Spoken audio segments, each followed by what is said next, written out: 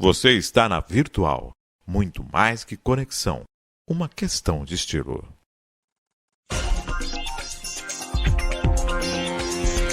Virtual News.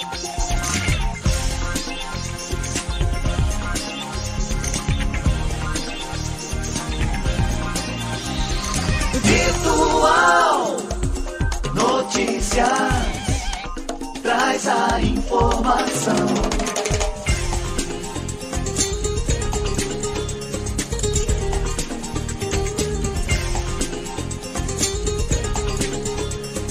Virtual News.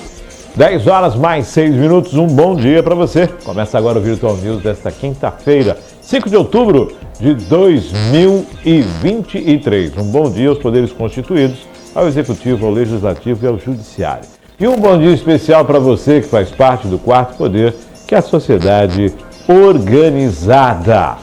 Para você que aniversaria nesse dia 5 de outubro, parabéns, tudo de bom. Deus abençoando a sua vida hoje e sempre. 10 horas mais 6 minutos, quinta-feira. Tempo às vezes abrindo, às vezes nebuloso, chuva.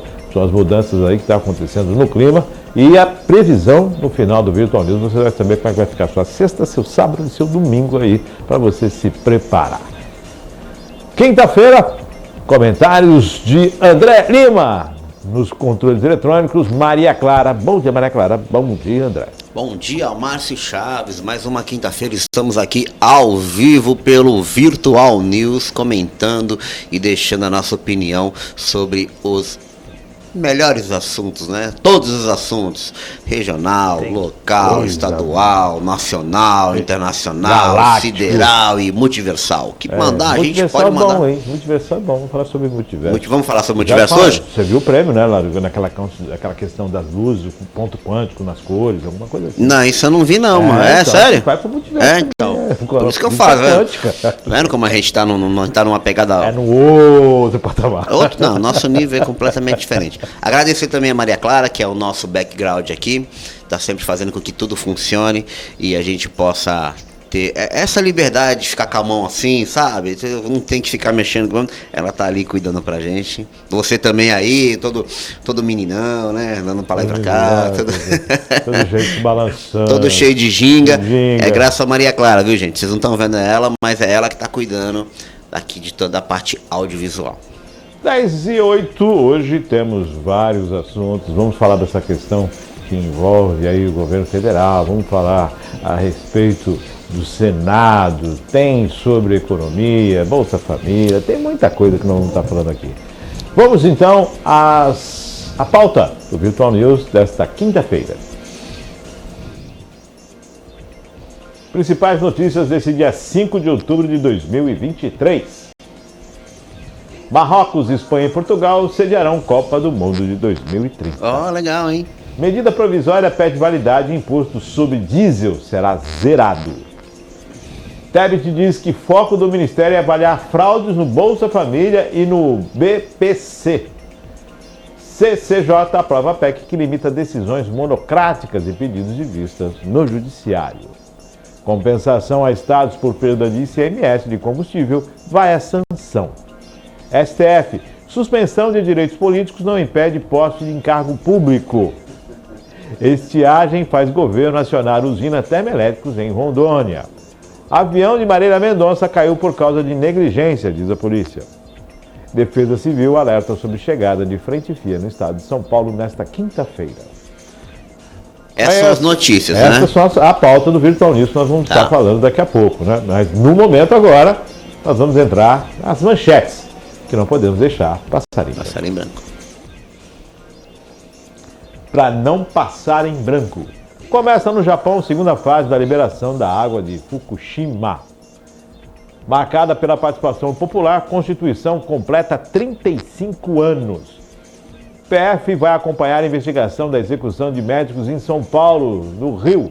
Dino cita possível relação com a atuação de parlamentares. Está no G1. CPMI de 8 de janeiro deve acabar sem o depoimento de peças chaves. Está no R7. Ford entrega fábrica ao governo da Bahia, liberando as instalações para a chinesa BYD, a BYD. Congresso amplia ofensiva sobre STF. PEC que limita atos dos ministros avança na matéria de Isto É. Governo Lula cobra fidelidade de aliados após reforma em meio à instabilidade na base. Está aí na Folha de São Paulo. Congresso aprova quase 3 bilhões em créditos extraordinários no orçamento de 2023. Manchete de Jornal do Brasil. Médicos de São Paulo são executados em quiosque na Barra da Tijuca. Manchetes de O Globo. São as, para não passar em branco, as manchetes aí, André. Então nós estamos falando aí do governo Lula, que está cobrando, ó, todo mundo aqui fez o acordo, entrou na dança e agora? Não, a gente tá junto, né? Ninguém larga a mão de ninguém. Falando da questão, eu paguei por isso, né? Ainda falta ali os vereadores, Câmara de São Paulo quer ouvir Boulos e aí a diretora do sindicato, eles querem estar ouvindo aí, e outras situações que vão estar ocorrendo aí. Mas escolha a sua, escolha uma. Não, da CPMI de 8 de janeiro, Márcia, cara, infelizmente, toda CPI ou CPMI, ela é válida, porque apesar de ser considerada como um ato político, que é político, ela acaba trazendo pra gente algumas informações. Serve muito de palanque para os parlamentares que participam dela, conseguem produzir conteúdos para suas bases de apoiadores, mas algumas informações vêm à tona, isso é bom, né? Mas infelizmente vai acabar mais uma pizza. É igual a outra CPI, a CPI da questão das terras indígenas, se eu não me engano, que acabou sem votar o relatório final. Então, ou seja, a pizza, eles falam que a pizza veio até fria dessa vez. E vai acabar a CPMI, né? Ficamos aí 10 meses, para lá e para cá, tem gente presa, né? E quando você apertou para ver as imagens de todo, né? Aí as imagens sumiram, teve problema no sistema, aconteceu tudo, resolveram, abafaram, e beleza. Segue o barco. E segue o barco, então a gente fica triste. A questão dos médicos paulistas isso é uma tragédia, cara. Que foram assassinados, é uma tragédia. No Rio de Janeiro, no quiosque em frente ao hotel em que estavam hospedados e queriam participar da conferência internacional, né? O que aconteceu de fato, né? Os carros eram 4, né? Um da Bahia, 3 de São Paulo, e foram executados ali. Os carros parou simplesmente, eles desceram. Eles foram tomar chopp, estavam ali no quiosque ali, estavam no quiosque ali e acabou chegando no carro, o carro parou, os indivíduos desceram e executaram. Chamou muito a atenção. São médicos que ocupam posições importantes. Sim. Né? A Polícia Federal já está no caso, a Polícia Civil de São Paulo também já foi para o Rio de Janeiro para acompanhar essa situação. Vamos lembrar no caso da torcedora, você lembra no caso da torcedora do Palmeiras que levou uma garrafada e acabou morrendo? Não lembro. Teve esse caso aí, a Polícia de São Paulo foi para o Rio de Janeiro para acompanhar lá a situação toda. Então está tendo esse intercâmbio e a Polícia Federal também entrou no caso agora. Realmente, assim, estarrecedor uma situação como essa, né? Médicos. Tem relação com isso?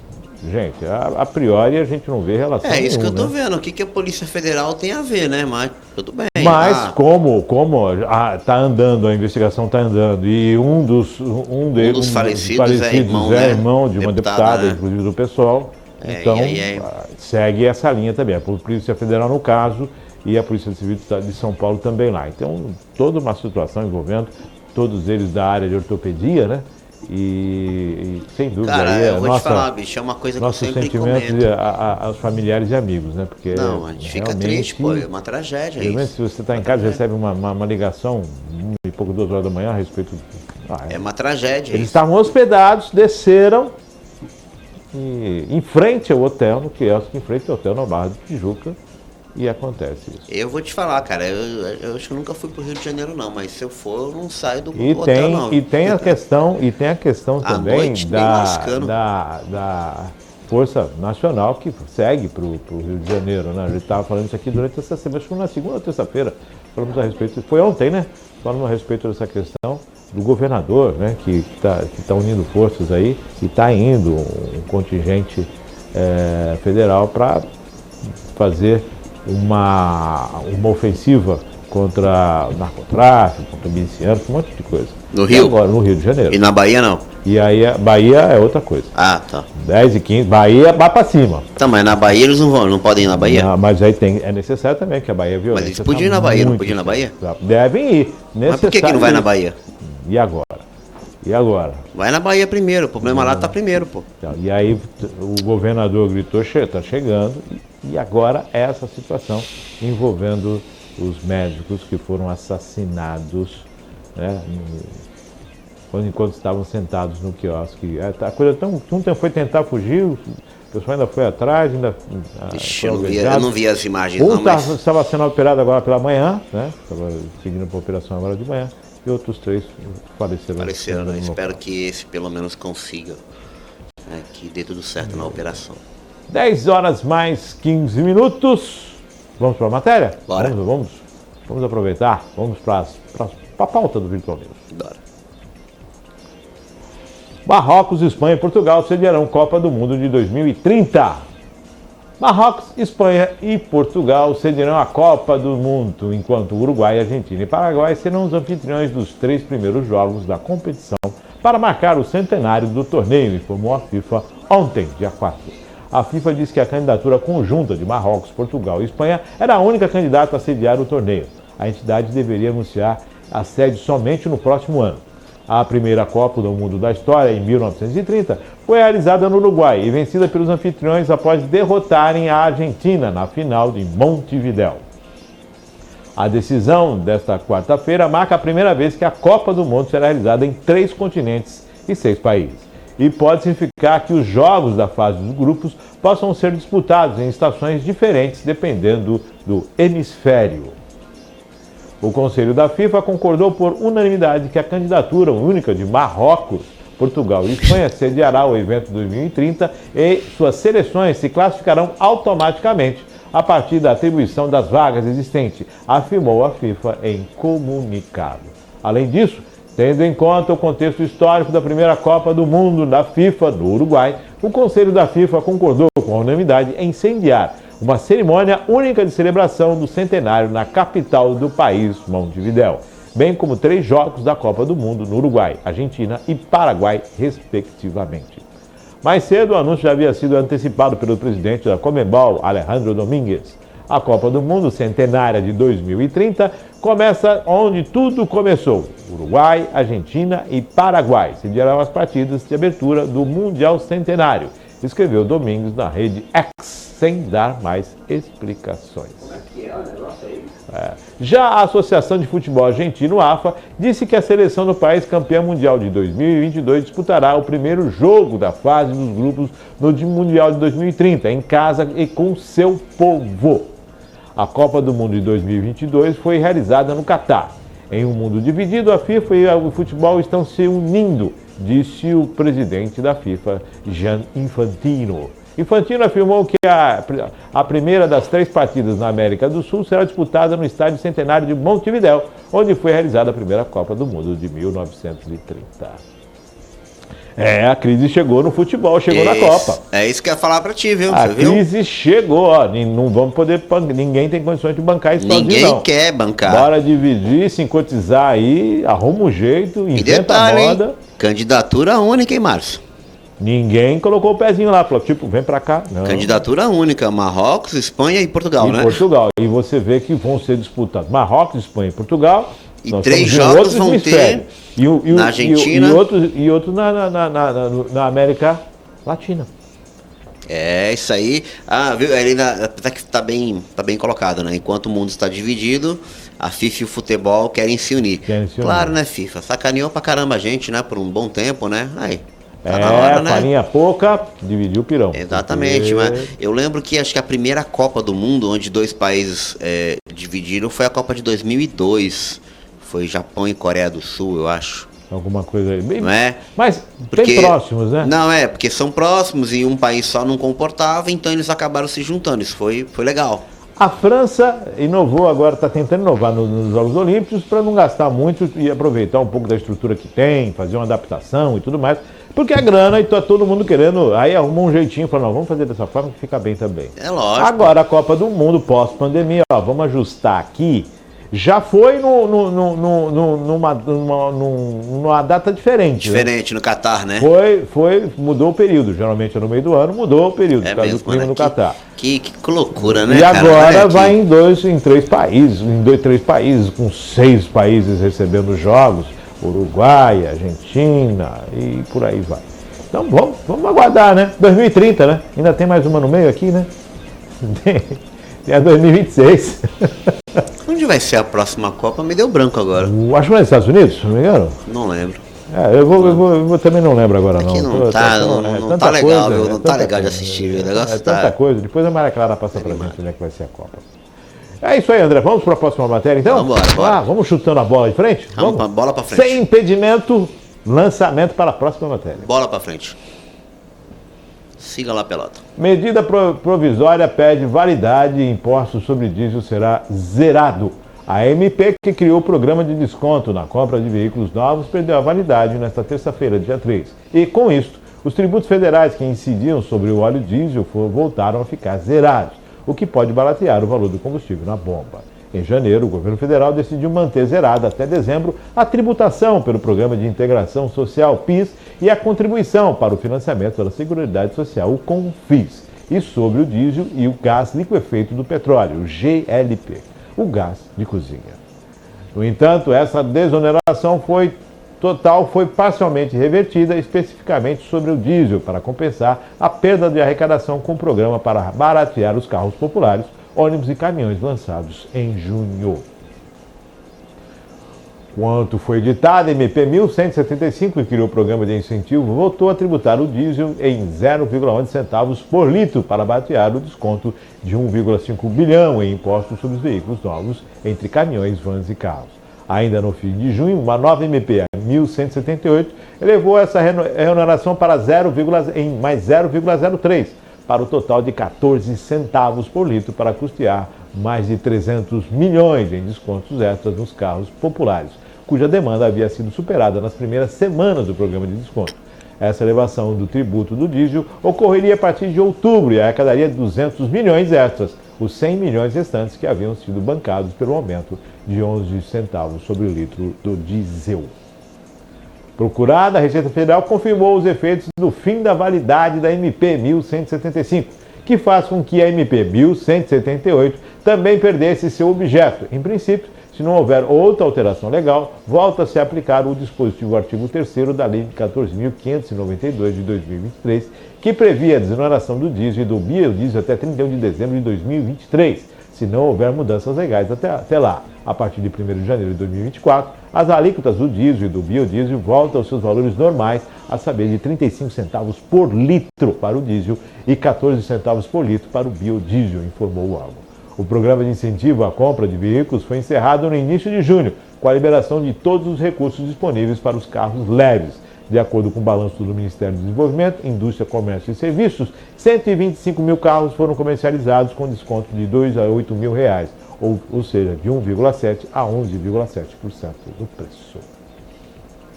Já para caminhões, vans e ônibus, o programa seguia em vigor, com prazo de vigência até novembro, ou até os créditos tributários se esgotarem. Estava prevista a utilização de 700 milhões para a venda de caminhões e 300 milhões para vans e ônibus, sendo que até o meio do ano haviam sido utilizados 100 milhões e 140 milhões, respectivamente. O governo não informou os valores atualizados sobre a utilização dos descontos. A informação é da Agência Brasil. Tá aí. 35 centavos a partir de janeiro para o diesel e 14 centavos a partir do biodiesel, mas agora zerado. Então, em média, aí, 11 centavos, de 12 a 14 centavos a menos no preço da bomba.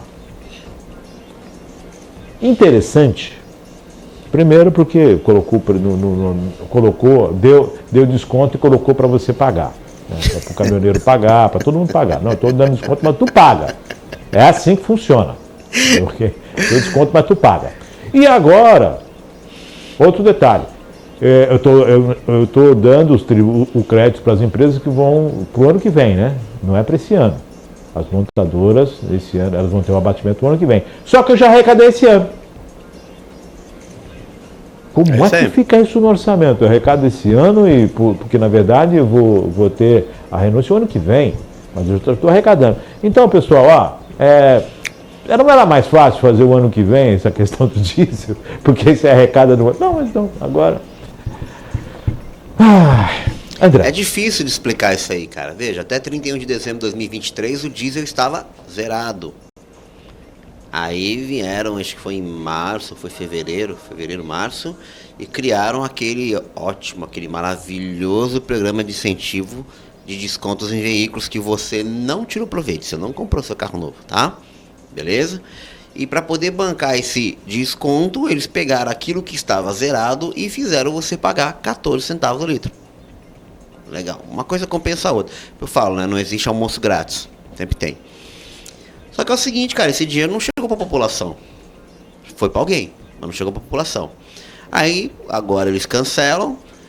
Quer dizer que não tem mais o desconto do veículo. Então você que não comprou não vai comprar mais. E em dezembro volta a ser 35 centavos. E como você falou, o desconto é só no ano que vem. Não dá para explicar melhor do que isso. Não tem como explicar. Você teria que ter os números para dizer que você tirou daqui, beneficiou aqui, né? Aí a gente teria que identificar quem é que foi beneficiado. Montadora, locadora de veículo, né? Financiadoras, transportadoras, né? Quem financia. E todo mundo pagou a conta, porque foi no diesel. Isso. E o diesel é o que incide sobre transporte de alimentos, sobre vestuário, sobre tudo. O país anda sobre roda. É que agora aumentar os preços faz parte da democracia. Não, agora o diesel voltou a estar... Agora pode aumentar. Está 12 centavos mais barato. A partir de janeiro. Não, mas é que é democrático, pode aumentar. Você ajuda a população. 10h26, vamos sair da bomba e vamos para a próxima matéria. Bora.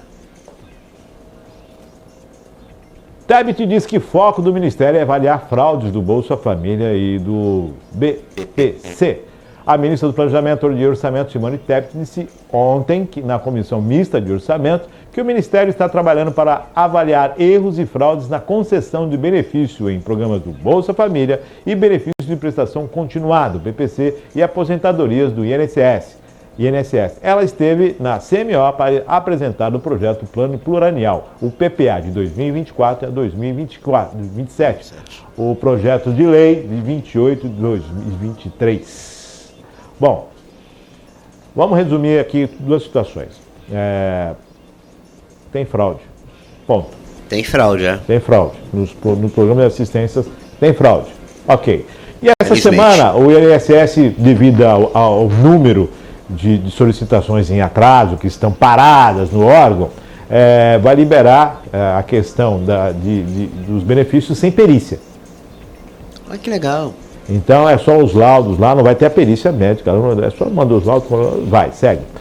Ok, você vai atender muita gente, que é lógico, que possam haver fraudes, mas você tem muitas pessoas que são necessitadas, você precisa desenrolar. Você precisa desenrolar, e não é desenrolar só na dívida não, tem que se desenrolar no governo também. Mas é um ano só, tem só 8 meses, 10 meses de governo, a gente não pode exigir muito, né? A não ser aquilo que já é praxe e que já tem que andar. Então a Tebet agora foi lá para falar sobre o PPA, né, que na verdade é até 2027, um ano posterior à saída do governo, que é assim que funciona, né? Perfeito, PPA, o plurianual. E também foi falar a respeito do orçamento de 2024. O 2023 nem fechou e o 2024 precisa ser aprovado, tem a questão do arcabouço, tem toda essa complexidade aí, né? Aí fora a curvatura do rabo do jacaré. Mas, André, tem fraude. Infelizmente. Teve fraude no governo anterior. Tem fraude nesse governo. Isso. Não, mas a fraude desse governo é culpa do governo anterior. Então tem fraude. Ok, então vamos levantar a fraude e o que vai ser feito? E agora nós temos também essa questão do INSS. Quer dizer, eu estou fechando uma porta ali, estou dizendo que tem uma fraude, que estou correndo atrás para ver o que está acontecendo, e estou escancarando ali também, porque, quem não acompanhou as várias matérias sobre o INSS de pessoas que faziam de tudo para fraudar? Pessoas que estavam impossibilitadas de andar diante do perito e chegavam de carro dirigindo. Então, tudo bem. André. Cara, não tem muito o que comentar aí não, bicho. Porque quando ele fala que vai apurar fraudes no programa Bolsa Família, no BPC, que é aquela aposentadoria de quem atinge 65 anos, né? Que na verdade não é uma aposentadoria. Popularmente e no jargão vulgar, o pessoal chama de prato de sopa. Sim. Que é aquele valorzinho mínimo que na última reforma eles acabaram aumentando o valor, na última reforma da Previdência. E nas próprias aposentadorias, né? Para verificar se não tem gente que não contribuiu o tempo suficiente, essa questão da perícia que você falou aí, que liberou, né? Não vai ter perícia, então basta você chegar com laudo médico. Não estou colocando ninguém em xeque, né? O laudo não vale? Claro que vale, mas o procedimento correto é ver se tem a perícia, né? Porque de repente no laudo ele incapacita você para um período, ou ele incapacita você para que até o próximo retorno, né? Porque a ideia ali até a próxima situação. A ideia não é que a pessoa fique doente pro resto da vida, né? A patologia não é para você ficar. A ideia é que você se recupere e possa ser reinserido no mercado de trabalho. Mas cada um tem a sua percepção. Então, vamos aguardar aí. Vamos aguardar, né? 10h30, vamos à próxima matéria. CCJ aprova a PEC que limita decisões monocráticas a pedidos de vista no Judiciário. A Comissão de Constituição e Justiça aprovou ontem a proposta de emenda à Constituição que limita decisões monocráticas a pedidos de vistas nos tribunais superiores. A PEC 8 de 2021, apresentada pelo senador Ório Visto Guimarães, do Podemos, recebeu o voto favorável do relator, senador Luiz Pirão Amin, e agora será encaminhada à deliberação do plenário do Senado. 2021, agora ela parece que sabe? Cara, vamos eu descavar acho isso que aqui, isso aí, vamos bicho... abre aquele armário lá, não tem um monte de coisa lá, traz aquela PEC. Não é isso não, Márcio. O grande público tem que entender o alcance dessa decisão, dessas mudanças aí. Veja, você impedir que um juiz dentro de um tribunal não possa fazer vista monocrática de um processo, é você impedir o acesso à justiça, tá? Veja, eles têm um volume muito grande de processos para poder serem analisados, né? Muita coisa passa batido, porque não tem a opção de, por exemplo, você analisar nas minúcias, né? Você acaba, num tribunal, Márcio, as análises são feitas por um colegiado, então são 3 juízes. Aí vai para poder julgar, cada um dá o seu voto, né? E no final tem o voto final. Então, normalmente você tem lá decisões por maioria ou por unanimidade. Quando é por unanimidade, quer dizer que todo mundo foi naquela direção. Favorável ou desfavorável. E quando é por maioria, você sabe que pelo menos um dos votos foi contrário. Tá? Isso são jargões que a gente fala. Como é que foi? Unanimidade, todo mundo votou a favor. Mas quando tem votação por maioria, às vezes aquela votação que foi vencida, ela tem ali algum argumento que possa ser, que é interessante, né? E isso acontece muito quando você faz um processo e entra na pauta de julgação, de julgamento no tribunal. Não sei se você já tem a oportunidade de ir, Márcio. É livre, né? Você pode ir lá assistir. Você não vai... Muitos dos estudantes de direito vão aos tribunais para acompanhar. Isso, para poder acompanhar o processo. Você não entende bem, mas você precisa compreender a dinâmica, como se fosse uma sessão da Câmara. Você chega lá, estão lá os juízes reunidos, processo número tal, parte A, parte B. Como votou o relator, como votou não sei o que, no final, voto separado, tal. Aquela toda situação. Então, aí no meio, às vezes eles falam assim, processo número tal. Há um pedido aqui de uma... Como é que é aquela defesa... uma defesa oral, que aí o advogado da parte vai no plenário. Há um pedido oral, né? Sustentação oral, obrigado. Tem um pedido de sustentação oral, aceita ou não aceita? Aceita. O patrono está aí, por favor. Aí o cara vai lá no microfone e ele faz uma sustentação oral. Às vezes, eu já assisti uma onde eu vi o rapaz era até um advogado novo, depois eu corri para poder falar com ele. Ele conseguiu reverter. O processo já estava julgado. Ele conseguiu reverter. Então, ele já estava lá. Os juízes disseram que, por exemplo, deram desfavorável ao cliente dele, que ele é contra uma prefeitura, que eu não lembro da prefeitura, mas antes de eles darem o veredito final, abriram espaço para poder ele fazer sustentação. E na sustentação oral dele, Márcio, ele trouxe pequenos lembretes do que já estava na defesa. Ele falou: eu gostaria de falar para os nobres ministros que nada que eu vou dizer aqui é novidade, porque já se encontra nos autos. Mas eu gostaria que vocês levassem em consideração tal coisa, tal coisa, tal coisa, tal coisa, tal coisa. Tipo, fazendo um lembretezinho. Quando terminou, obrigado. Como Ele não votam citou os o Pequeno ministros? Príncipe, não, né? Não. Fala, como votam os ministros? Aí teve um que falou assim: eu gostaria de pedir vista do processo. Ele mudou um voto. Porque aquele juiz, que ele estava anotando, né? Falou assim: pô, eu acredito que da cabeça dele pensou: pô, o advogado falou uma coisa aqui que eu não lembro no processo. Se ele disse que está no processo, então antes de eu dar o julgamento, Eu vou ver novamente. eu vou dar uma olhada. Então ele pede vistas. Então aquele julgamento que estava marcado para ser decidido naquele dia, ele foi adiado. Por quê? Porque um dos jogadores pediu vista. Isso aí quer acabar com isso? Não, isso quer limitar o prazo de vistas. Não. O tempo, prazo, o tempo prazo, de vistas? O tempo de vistas. Bacana, mas acho que não tá isso aí. É prazo? Volta um pouquinho lá para Eu gente. acho que não é né, o prazo. Pode ser. É o tempo. É o prazo, o tempo de vistas? É o tempo de vistas. Olha lá. A emenda que limita decisões monocráticas e pedidos de vistas. Olha lá, pedido de vista, pô. Limita as decisões monocráticas. Monocrática. Ele limita, ele não extingue. Não é extingue. Eu tô falando da vista lá, ó. Então, aprovou a proposta de emenda à Constituição que limita decisões monocráticas e pedidos de vista nos tribunais superiores. Então, veja, se você limita, você vai acabar criando, nesse caso específico que eu trouxe, devido a uma limitação, sei lá, de números de vistas que ele fez por mês, naquele processo, já fez 10 vistas por mês, nesse processo você não pode pedir mais. Tem que tomar cuidado com isso. Você tá restringindo o contraditório e a ampla defesa, hein? Duas situações.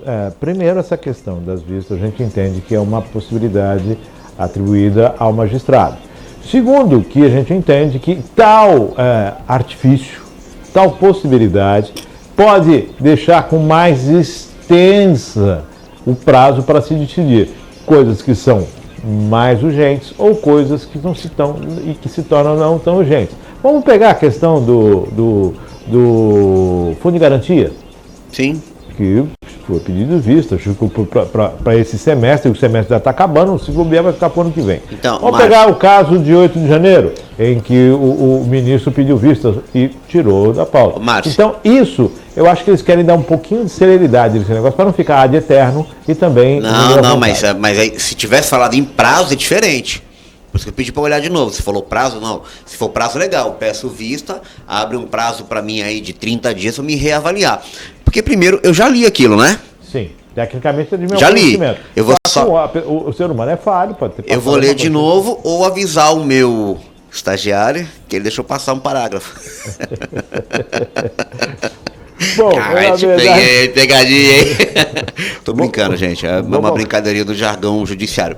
Mas se for um prazo... Um dos 80 assistentes? Isso. Se for um prazo, beleza, 30 dias, 40 dias, já porque... aquela parte que foi favorecida vai agradecer que demore o quanto quiser. Mas tem um outro lado que foi prejudicado, né? Então, peraí, agora o juiz decidiu e esqueceu que decidiu? E aí, eu vou ficar esperando quanto tempo? Então, se for um prazo favorável. Agora, a limitação tem que tomar cuidado.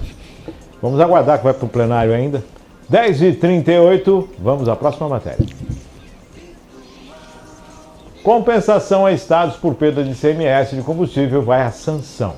O Senado aprovou ontem o projeto que viabiliza a compensação de 27 bilhões da União aos estados e ao Distrito Federal pela perda de receita provocada pela redução do ICMS, incidente sobre combustíveis, vigente de junho a dezembro de 2022. A PLP 136 de 2023. Foram 63 votos a favor e apenas 2 contrários, além de 2 abstenções.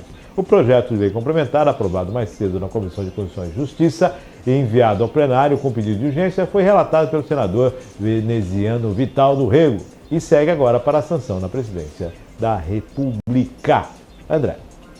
Cara, isso aí, compensação por estados, assim, por perda, porque a gente estava falando de combustível, né? O governo anterior zerou lá o imposto sobre o combustível, que era para justamente poder conter o custo dele, né? Mas é como eu falo, você reduz o imposto mas você não reduz o preço final na bomba. E a gente acaba pagando o mesmo preço. O Estado, de certa forma, perdeu em arrecadação.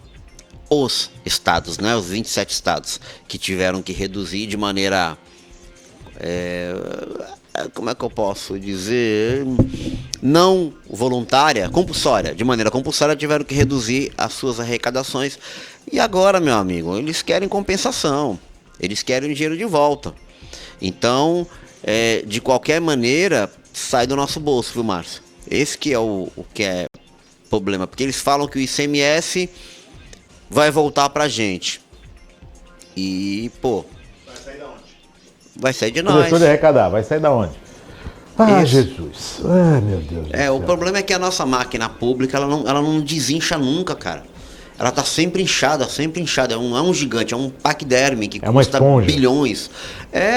Esponja. Mas a gente precisa do ICMS para poder desenvolver as políticas públicas. Concordo, mas peraí. A gente precisa fazer uma fiscalização mais eficiente. Porque a gente paga muito caro na bomba, Márcio. A gente paga muito caro. A bomba é uma bomba. Não, mas baixou o combustível. Pô, cara, mas eu não vejo, o valor não retroage. Mas o petróleo é nosso, tá o pré-sal aí, a Petrobras fazendo 70 anos, vai entrar na eólica também, vai dar tudo certo. 10 horas mais 41 minutos, vamos para a próxima matéria. STF, suspensão de direitos políticos não impede posse em cargo público. O plenário do Supremo Tribunal Federal decidiu nesta quarta-feira autorizar que um homem condenado por tráfico de drogas em Roraima tome posse em cargo público federal na Fundação Nacional dos Povos Indígenas, da FUNAI, após ele ter passado no concurso público enquanto estava preso. Além de passar no concurso, o homem teve o benefício de liberdade condicional concedido pelo juiz da Vara de Execuções Penais, responsável justamente para que pudesse assumir o cargo de auxiliar de indigenismo. No entanto, no momento da posse, ele foi impedido de assumir pela FUNAI, pois não possuía o recibo de quitação eleitoral, documento exigido pelos requisitos do concurso público. Representado pela Defensoria Pública, o candidato recorreu à Justiça, alegando que não poderia estar com a situação eleitoral regular, pois não conseguiu votar por estar preso. Além disso, ele alegou que a participação em vestibulares e exames oficiais de concursos públicos é um direito do apenado e que quer fazer exigências de que não considere a privação da liberdade seria uma discriminação do candidato. A primeira instância rejeitou o caso, mas na segunda instância o homem teve reconhecimento do direito de tomar posse. A FUNAI recorreu então ao Supremo, argumentando o princípio da constitucional da isonomia, segundo o qual todos os candidatos devem ser submetidos ao mesmo requisito para posse. Na quarta-feira, a maioria dos ministros do Supremo afastou a necessidade da quitação eleitoral para que o candidato preso aprovado em concurso possa ser nomeado e empossado em cargo público.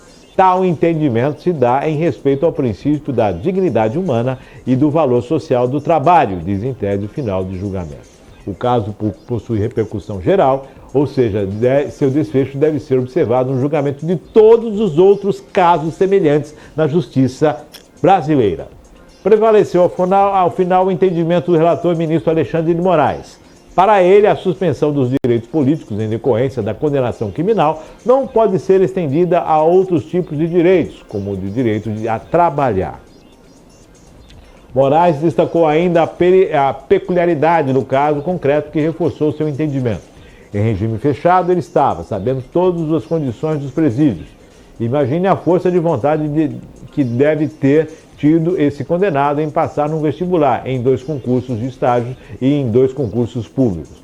O relator foi seguido por André Mendonça, Edson Fachin, Luiz Fux e Carmen Lúcia e Luiz Barroso. Ficou vencida a divergência aberta por Cristiano Zanin, que votou no sentido de não ser possível a posse em cargo público de quem se encontra com os direitos políticos suspensos. A condenação criminal transitada em julgado, enquanto dura em seus efeitos, suspende o gozo de direitos políticos, impedindo a investidura em cargo público, propôs o ministro, que foi acompanhado por Dias Toffoli. O ministro Nunes Marques se declarou impedido por já ter julgado o caso quando era desembargador do Tribunal Regional Federal da Primeira Região. O decano da Corte, Gilmar Mendes, não participou. Eu coloquei essa matéria e coloquei na íntegra, porque na verdade isso abre um precedente, isso abre uma situação. É incrível como as decisões no Supremo estão sendo polêmicas, muito polêmicas. E você vê que o ministro mais recente, o Zanin, que todos esperavam, né, tivesse uma conduta, está tendo uma conduta diferente. Agora, quando você abre essa questão da condenação, nesse caso, e a matéria é muito clara, isso abre precedente para todo o país. Imagina quem foi condenado na Lava Jato e não pode ser nomeado para qualquer tipo de cargo comissionado. Mesmo estando usando tornozeleira, mesmo estando em liberdade condicional, não pode assumir. E aí pode. E aí você tem uma situação da violência contra a mulher. Quando o sujeito ele pratica crime de violência contra a mulher, ele é impedido de ter, né, de poder exercer um cargo comissionado. Quando você vai entrar no serviço público, lhe é pedido antecedentes criminais. Agora, o sujeito que foi condenado por tráfico de drogas tem uma ressalva porque ele fez o mérito. Mas vem cá, você está condenado por quê? Porque você estudava muito antes? Ou porque você traficou drogas? Você cometeu um crime? Ou você traficava o quê? O vestibular? Você traficava o quê? Livros? Tem aquele filme, a menina que roubava livros. E você fazia o quê? Traficava livros? E aí o Supremo Tribunal Federal vem dar esse entendimento e torna toda essa bagunça jurídica no país em uma coisa muito mais assertiva agora. Agora já está claro. André, se você quiser comentar. Se não quiser comentar, não, eu vou fazer também. só um comentário só. Já falei diversas vezes que o STF é responsável pela grande instabilidade jurídica que compromete a segurança jurídica, que compromete a aquisição de novos investimentos e compromete atrair novos investidores estrangeiros. E o segundo comentário que eu quero fazer é que o Zanin, né, ele entende que a pessoa que está condenada tem os seus direitos políticos cassados. Então, o que vem a mim, desculpa eu ser agora um pouco sarcástico, mas eu acho que ele votou contra porque o cara não era cliente dele. Porque se fosse cliente dele, eu tivesse pago a bala, né? Eu falei a bala, não falei mala. A bala, tivesse pago a bala de quantidade, talvez ele votasse favorável ao cara.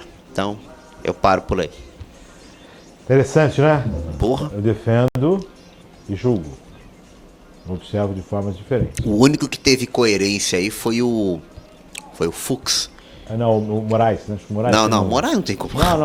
Não, o outro. Que votou, que já tinha sido. Que pediu pra se abster, porque ele já deu voto Bota no aqui, caso. Acho que foi. Quem foi? Não, o Dias Toffoli acompanhou o Zanin. O Zanin.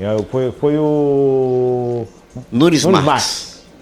Esse foi coerente no voto. Marques. Foi coerente, Os já outros, votou lá, não vou votar. Agora, na verdade, eu me livrei dessa, né? Agora sim, segunda instância, agora cometeu o crime. Você já pensou? O cara tá lá, tá condenado. Ah, não, arruma um emprego para ele aqui na secretaria tal, pega de lá, traz para cá. Ah, mas ele tem direito. Ele não está trabalhando porque ele está preso. Tudo bem que... Ele não está vindo por trabalhar porque ele está preso. Ele não pode votar porque ele está preso, pô. Nesse caso aí, a gente tem que... não vamos também generalizar a questão do cargo comissionado, que é de livre nomeação e exoneração, com um concurso público, né? Tudo bem, existe um esforço, existe um sentimento de mudança, que é para isso que existe o nosso sistema prisional. No Brasil, nós não temos pena de morte e nem prisão perpétua, porque é o sentimento de que a pessoa é recuperável. Então, vamos, isso a gente aprende no Código Penal. Eu vou ser bem taxativo agora. Eu cometi um crime, estou preso, trafiquei, estou preso.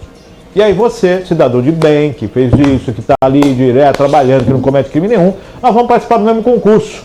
Eu passo. Você não. Você fica uma vaga depois de mim. Então E aí? Como é que fica? Eu preencho todos os requisitos, inclusive fui votar, não justifiquei. Só que eu estou na sua frente, porque eu participei do concurso. Então a partir do momento que eu não cumpro as leis, eu estou saindo do que determina uma a lei insegurança. e eu estou abrindo mão dos meus direitos. Isso. Afinal de contas, eu vou ser convidado a ficar sob custódia do governo dentro de uma das suas unidades de reclusão. Perfeito. Isso. Agora, você que está aí trabalhando, que está pagando seus impostos, que é um cidadão da ordem, você acaba sendo prejudicado. Ah, mas o outro... Meu amigo, é uma questão de regularidade. Você é uma pessoa que tem uma regularidade junto às leis. Agora, eu não cumpri, estou lá dentro, passo e dou tchau para você, André. É isso aí. Tchau para você também. 10h50, próxima matéria. Estiagem faz governo acionar usinas termoelétricas em Rondônia. A gente tinha falado aqui outro dia do operador do sistema, né? Isso quer dizer que vai aumentar a conta de luz, tá, gente? O Comitê de Monitoramento do Setor Elétrico decidiu acionar as usinas termoelétricas Termonorte 1 e Termonorte 2 para garantir o suprimento de energia em Roraima e no Acre. As duas geradoras ficam no Porto Velho. A medida foi aprovada em reunião do colegiado realizado nesta quarta-feira em Brasília. A decisão ocorre em meio a uma forte seca que atinge a região norte do país e já havia levado a suspensão temporária esta semana das atividades de geração de usina hidrelétrica de Santo Antônio, no Rio Madeira, em Rondônia. Os níveis da vazão do rio estão 50% abaixo da média histórica. O Operador Nacional do Sistema Elétrico, o ONS, informou que no mês de setembro foi marcado por déficit de chuvas na bacia amazônica, levando à paralisação das máquinas de usina hidrelétrica de Santo Antônio em 1º de outubro de 2023. Diante desse cenário hidroenergético, o CMSE sugeriu à Agência Nacional de Água e Saneamento Básico, a ANA, o reconhecimento da situação de escassez hídrica na bacia do Rio Madeira. Além disso, para garantia de suprimento eletroenergético nos estados do Acre e de Rondônia, por recomendação da ONS. O CMS reconheceu a importância das usinas termoelétricas Termonorte 1 e Termonorte 2 no atual cenário de servibilidade hidrológica e da bacia hidrográfica do Rio Madeira e indicou a necessidade da Agência Nacional de Energia Elétrica, ANEEL, e a ONS adotarem as medidas necessárias à retomada da disponibilidade das usinas, disse um informe do CMSE.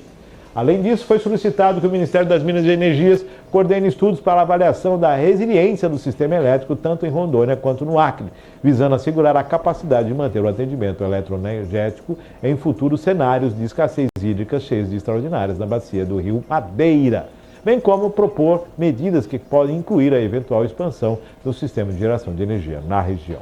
Com relação ao suprimento de energia do estado de Roraima, que está desconectado do Sistema Interligado Nacional, sim, o Operador Nacional do Sistema, ONS, recomendou, o CMS aprovou uma revisão do plano de substituição do parque gerador do sistema elétrico do estado, considerando as condições de atendimento à carga e à demanda máxima.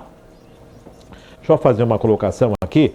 Quando Maduro esteve no Brasil, houve uma conversa sobre essa questão de geração de energia, fornecimento de energia, que eu acho que boa parte, não sei se você pode estar errado agora, mas boa parte ali é abastecido pelo sistema que vinha da Venezuela, alguma coisa assim. E as redes estão em uma situação difícil e também estava complicado esse abastecimento.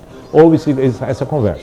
E agora, semana passada, ou semana retrasada, o Operador Nacional do Sistema disse que não tinha necessidade de implantar o horário de verão, porque os reservatórios estavam ok. Exatamente. Ok. O vice-presidente da República esteve agora no Amazonas, foi no norte, porque, na verdade, a seca está tão grande que houve o desmoronamento de parte do barranco com a baixa da água, o barranco ficou exposto e houve um desmoronamento, onde já se tem feridos, desaparecidos, toda a situação, e o presidente e o vice-presidente da República esteve lá. E agora, termoelétrica, aciona aí, vamos para o diesel, que precisa fornecer energia para o povo lá. Lembrando, 50% a menos na bacia do Rio Madeira. O que aconteceu? Foi do dia para a noite, porque o Operador Nacional do Sistema disse que estava tudo ok. André. Não, isso é complicado mesmo. As termoelétricas, Márcio, elas custam muito, você sabe, né? Nós temos aqui na região, a cidade de Cubatão tem uma. Ela tem um custo operacional muito acima, né? E para bancar é o governo que coloca dinheiro, né? Ao invés desse... a gente existe em diversas matrizes energéticas, né? A principal é a hídrica, tem a termoelétrica, tem a eólica e a solar e a nuclear, que é a mais né, perigosa. Mas esse valor que é gasto nas termoelétricas já era para ter sido utilizado para a expansão das energias renováveis, que é a eólica e a solar. Mas todo ano é a mesma coisa, entendeu? É um lobby grande que existe, né, dos proprietários das termoelétricas que tem que receber alguma coisa e, sim, eles são uma válvula de escape para nós. Funciona, tá? Pelo que a gente tem de conhecimento, eles funcionam.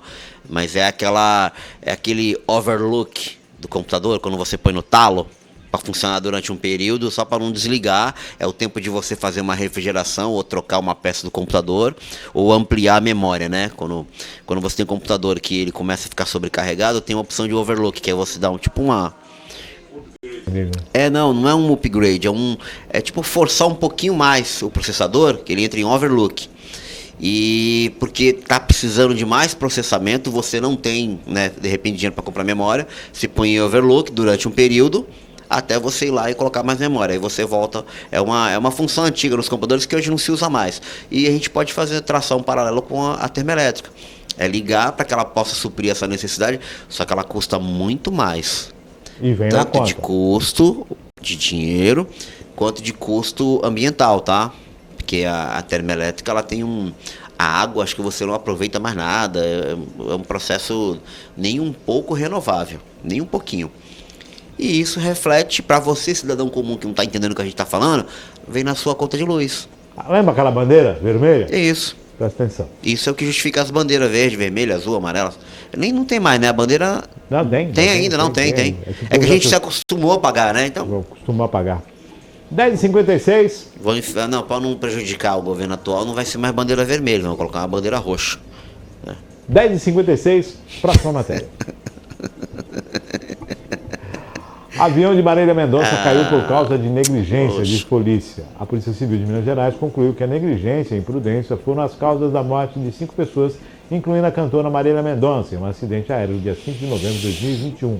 Ficou evidenciada a prática de homicídio culposo por parte do piloto e o copiloto da aeronave, mas o inquérito foi arquivado devido ao falecimento dos dois no acidente. A aeronave modelo Beech Aircraft caiu momentos antes do pouso em Cachoeira do Distrito de Piedade, de Caratinga, no município mineiro de Caratinga. Para chegar a essa conclusão, a Polícia Civil descartou outras hipóteses que teriam motivado o acidente. O laudo do Centro de Investigação de Prevenção de Acidentes Aeronáuticos, CENIPA, descartou qualquer problema técnico na aeronave.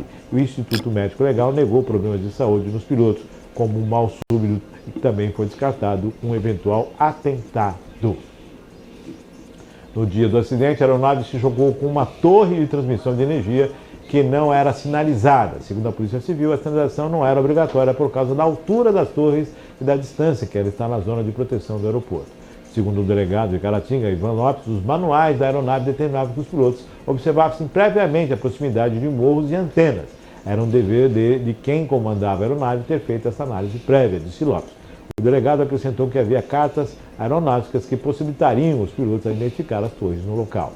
A Agência Brasil entrou em contato com advogados dos pilotos para não obter resposta até a publicação desta reportagem. Matéria da Agência Brasil. Tá aí. Cara, mas e o local lá onde eles iam? É regulamentado, Márcio? Não sei dizer, isso não foi abordado pela matéria, né? A questão é que não houve problemas com a aeronave. Eles descartaram um problema houve técnico. Mal súbito, e o que houve foi um desconhecimento. Então, eles eram inexperientes. 30 segundos de observação e aí ocorreu essa questão com a torre de energia. Não sei, cara, o que eu lembro é que o local é de difícil, né? De difícil acesso. Eu acho que exige que os pilotos tenham uma certa experiência. Apesar que para ser piloto não é fácil, Márcio. Sim, não é fácil. É horas de voo, acompanhamento. Eu tenho um amigo, Eberson, que ele é formado em piloto, né? Piloto, e ele tem até uma cabine de simulação para dar aula, né? E ele manda umas imagens para mim. Pô, cara, eu vou te falar, você tem lá painéis para ver a temperatura do óleo, sabe? Temperatura do óleo, tem milhões de sensores. Quando você entra numa aeronave, você tem identificação, você pode sobrevoar.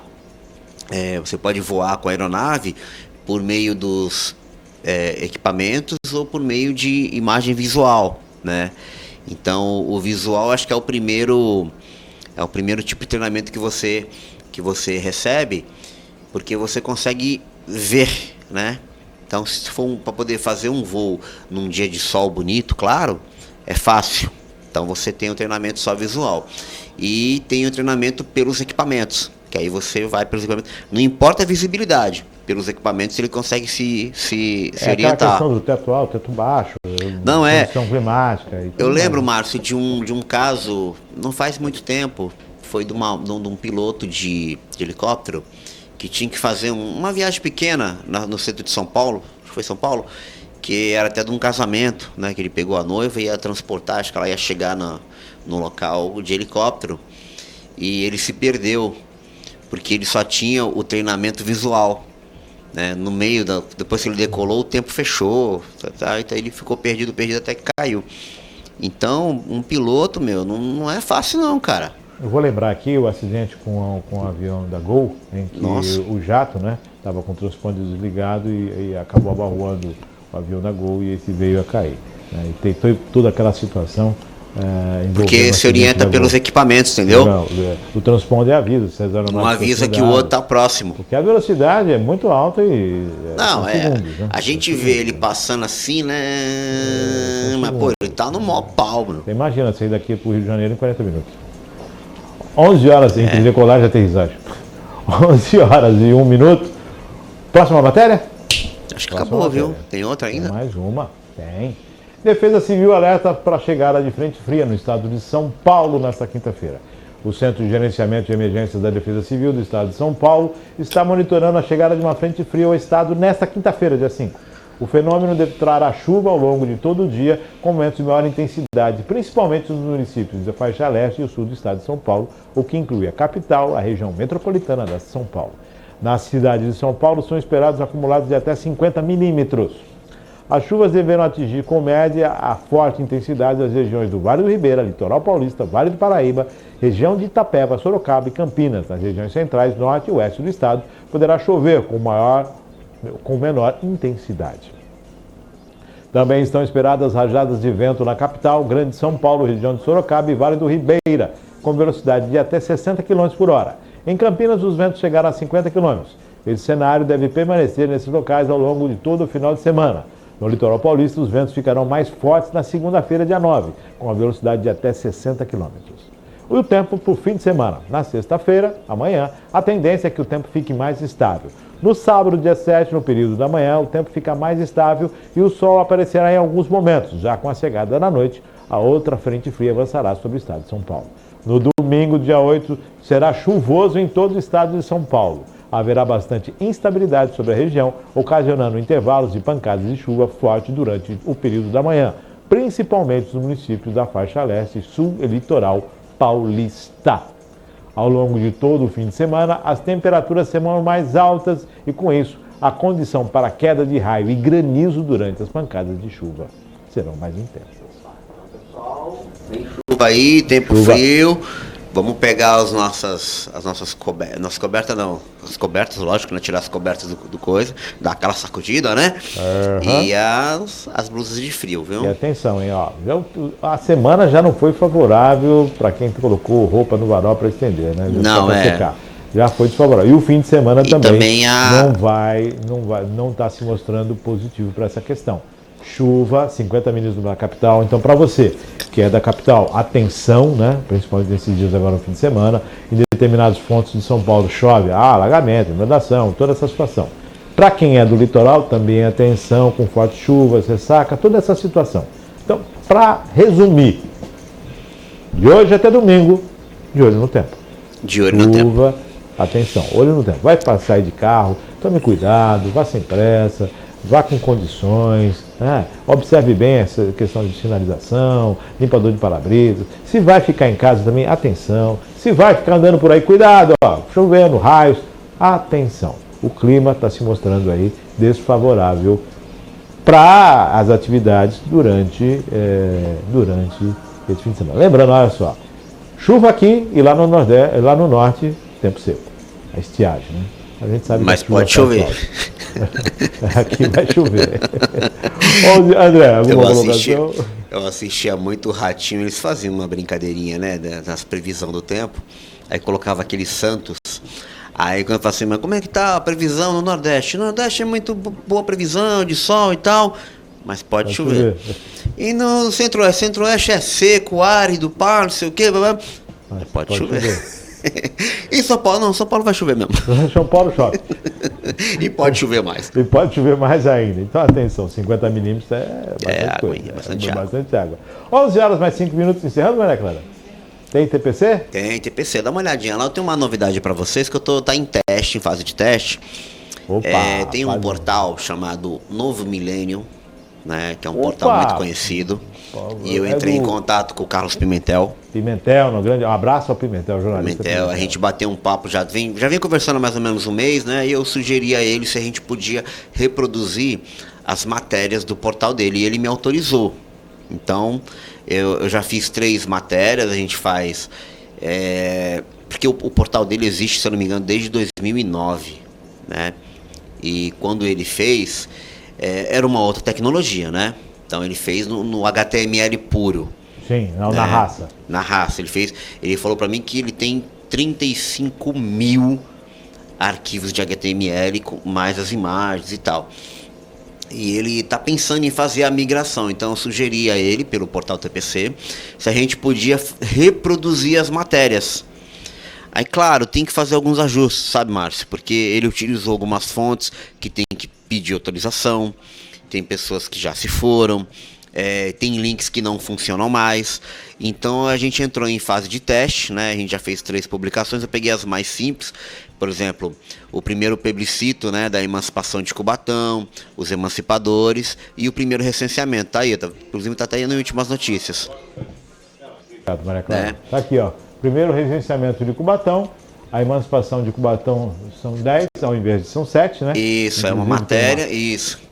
Que são 3 que não saíram na foto, inclusive a secretária, quem secretariava tudo. Na matéria a gente reproduziu a foto dela e o plebiscito da emancipação. Então, são 3 matérias, são curtas, tá? Elas já foram publicadas, a gente dá as devidas fontes e quando você clica no link, vai para o portal do Novo Milênio. Então, eu e ele, a gente está meio que fazendo uns testes, porque tem umas matérias que são mais complexas, que tem mais imagens, e o portal atual, ele te dá fica mais visual, fica mais bacana, né? Então a gente está estudando porque ele também está querendo fazer uma atualização no portal dele para modernizar. Mas ele tem essa coisa do HTML, da função JavaScript, tem muita coisa que quando você converte automaticamente, você perde. Tecnicamente você vai ter que pegar todo o conteúdo, refazê-lo e colocar na nova situação. Não dá para transportar todos ali. Então está em teste.